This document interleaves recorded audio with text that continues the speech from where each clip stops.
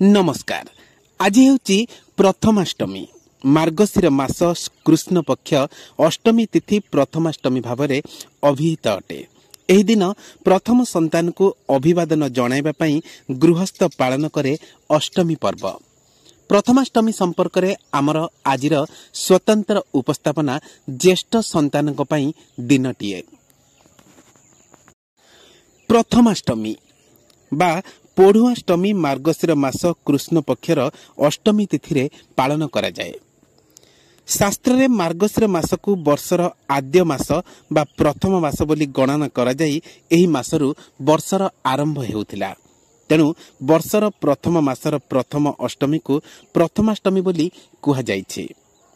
ओडिया परंपरा अनुसार प्रथमाष्टमी दिन घरर ज्येष्ठ संतान को नूतन वस्त्र पिंधाई दियंक आगरे पीढ़ा उपरे बसाई दुई कानरे फूल और मुंडरे चंदन लगाई दुब बरकोली पत्र और हलदी मिसा चाउल मिसाई सेथिरे माँ माने तांकु बंदापना करंती।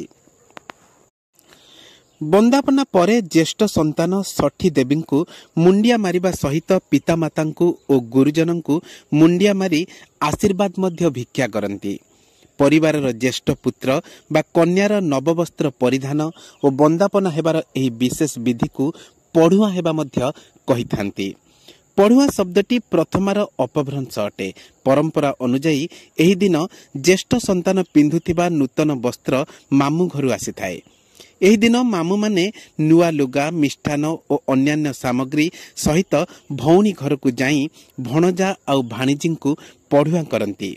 सेतिपाई मामू को श्रद्धा और परिहास रे केही केही अष्टमी बंधु बोली मध्य कहिथांती। एही विधि रे सामाजिक और पारिवारिक बंधन श्रृंखला और आदर्श बोध अति मात्रा रे निहित रहिछि। ज्येष्ठ पुत्र परिवार रे पिता समान अटे।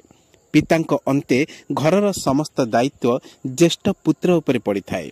तेणु ताकू समस्ते सम्मान जणाइबा उद्देश्य रे प्रथमाष्टमी और ज्येष्ठ पूर्णिमा दिन प्रथम संतान बा ज्येष्ठ संतान को पूजा बंदापना करिबार विधि ओडिया परंपरा रे प्रचलित अटे। एंडुरी पिठा प्रथमाष्टमी गोटे स्वतंत्र विशेषत्व अटे। केवल प्रथमाष्टमी उपलक्षे एंडुरी पिठारे हलदी पत्रर व्यवहार करा जाए। छेना नड़िया पुर गुड़ उआपखिया चाउल हलदी पत्र एवं बिरी रे एंडुरी पिठा प्रस्तुत करा जाए। एंडुरी पिठा पाई जेउ स्वतंत्र अथार प्रस्तुत करा जाय थाए ताहा 7 दिन धरी रही थाए एवं तहिरे पिठा प्रस्तुत हुए। सप्तमी दिन एही अथार हांडी भंगा जाए। सेहीपरि प्रथमाष्टमी दिन लिंगराज महाप्रभुंकर गोटिए यात्रा दिवस अटे। लिंगराज महाप्रभु एही दिन तांक मामू घरे रूपे परिचित कपाल मठ को जाइथांती पढ़ुआ हेबा पई। ए मठर आराध्य देवता वरुणेश्वर और वनदेव अटंती। ए दुहे लिंगराजकर मामू माई रूपे प्रख्यात। पुरी श्रीमंदिर रे मध्य प्रथमाष्टमी पई स्वतंत्र नीति अनुष्ठित होइथाए।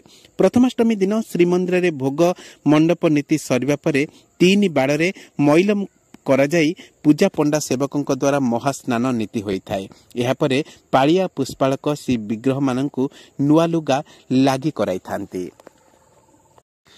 काहे केते कालरू पालित होई आसुथिबा प्रथमाष्टमी कृषि और कृषकर मध्य पर्व अटे।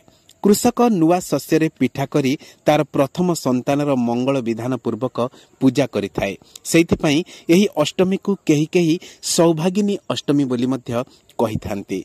संतान लाभ और शस्य संपद लाभ हेतु कृषक परिवार बेस आनंदित मध्य होइथाए। आजिर एही स्वतंत्र दिवस रे सारामामा स्माइल टीवी तरफरु समस्तंको प्रथमाष्टमीर अनेक अनेक अभिनंदन आउ शुभेच्छा।